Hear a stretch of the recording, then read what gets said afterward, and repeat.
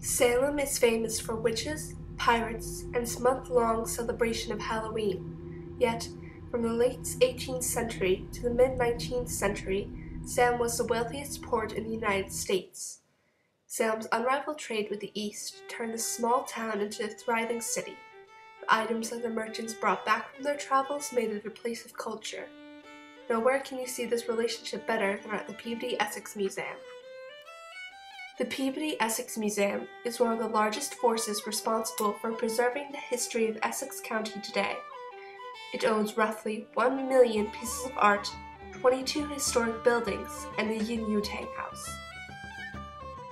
However, none of this would have happened without the founding of the East India Marine Society. Established in Salem in 1799, it was a league of merchants who had sailed either beyond the Cape of Good Hope in Africa or Cape Horn in South America. When they first began, the Society's charter included a provision for the creation of a cabinet of natural and artificial curiosities, which was essentially an outlet for the merchants to show off the souvenirs they had brought back from their travels. These objects came from places as far away as Northwest America, Asia, Africa, Oceania, and India. In 1825, the Society moved to the East India Marine Hall, which to this day holds some of the original objects owned by the merchants. Salem merchants, whether part of the East India Marine Society or not, were ambitious in their business ventures. They did not simply want to make a living, they wanted to become both fabulously wealthy and famous. These men were curious about the life, adventure, travel, and wealth unknown of the East. They wanted to be the first to exploit it. As Phineas Bond, a British consul, wrote to the Duke of Leeds, "The inhabitants of New England may be said to be a peculiar people. They have more enterprise, energy, and activity of the mind and body than their neighbors." Salem's road to achieving its dreams of prosperity was unblocked, as there were no laws of trade, business, labor, or treaties in the United States at the time. And since trade with Britain had cooled since the end of the Revolutionary War, the whole world opened up to Salem. That didn't mean, however, that the merchants didn't have any problems once they reached their destination. Chinese merchants were particularly unwilling to open up ports to American ships. China was remarkably self-sufficient, but, as Emperor Qianlong said, "Since our tea, rhubarb, and silk seem to be necessary to the very existence of the barbarous Western peoples, we will condescend to allow a limited amount of trading through the port of Canton." Salem merchants flocked to Canton, but some strategy was involved with buying from the Chinese. Americans knew that their cargoes of rum, whale oil, lumber, and beef would not sell in Canton, so they made several stops to ports en route, trading their humble wares for luxury goods like umbrellas and iron bars. In Canton, merchants bought goods that were high value and low bulk. The most important was tea. There was a huge market for tea in the US. Almost everyone drank it, no matter what their social status was. Tea was the center of many social gatherings and a source of comfort.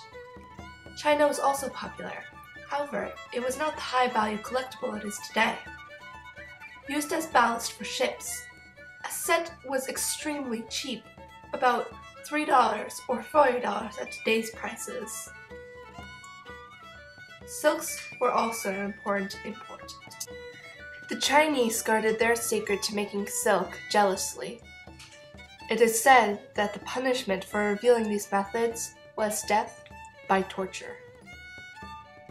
With so many wonderful things to buy in Canton, it's not surprising that many sailors chose to bring home treasures of their own. Especially popular were portraits of a loved one back home. Sailors would drop off a miniature portrait of their wife, and after a week or so, they could come back from the workshop with a full-sized oil painting. Johann Nye, a Dutch sailor, said of the Chinese, "The people in these parts are very ingenious, laborious, and nimble, and can imitate anything which they see made before them. Captains often commissioned a portrait of their ship, as well as landscapes and seascapes. The sale of silk, tea, and china, as well as other luxury commodities such as spices, made Salem merchants incredibly rich. The contents of one ship returning from Canton alone averaged the modern equivalent of $333,000. With so much money, merchants could purchase almost anything they wanted. Beautiful mansions started to spring up, some of which are today owned by the Peabody Essex Museum. Demand for elegant furniture, carriages, and paintings for the home soared, while women dressed themselves in silks and carried painted fans from the other side of the world. A golden age blossomed in Salem as its inhabitants became aware of a world that they had never imagined could exist.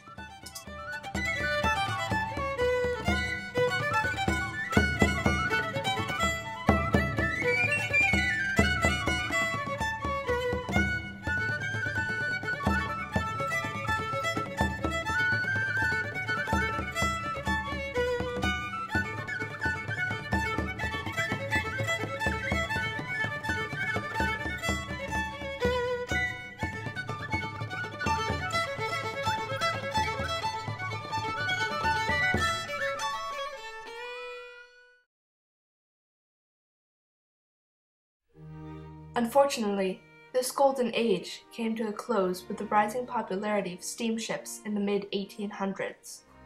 Salem's shallow harbor wasn't large enough to dock a steamship, and so trade shifted to ports with larger harbors like Boston and New York, and rail lines that could take imports further inland. The shipping trade that had already been weakened by the 1807 shipping embargo and the War of 1812 collapsed. Yet, even after all the founders of the East India Marine Society had died, the Peabody Essex Museum continued to grow. It absorbed the China Trade Museum in 1984, and in 1993 it merged with the Essex Institute. In 1996, it acquired a rare artifact, the Yin Tang House, a Chinese manor built around the time the museum was founded. The house is like a time capsule from the beginning of the 19th century. Hardly anything in it has changed since it was built, giving those who view it an insight to the people who lived there.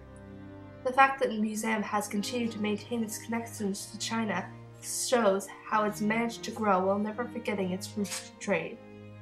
Since its humble beginnings as a cabinet of natural and artificial curiosities, the Peabody Essex Museum has truly become Essex County's jewel in the crown.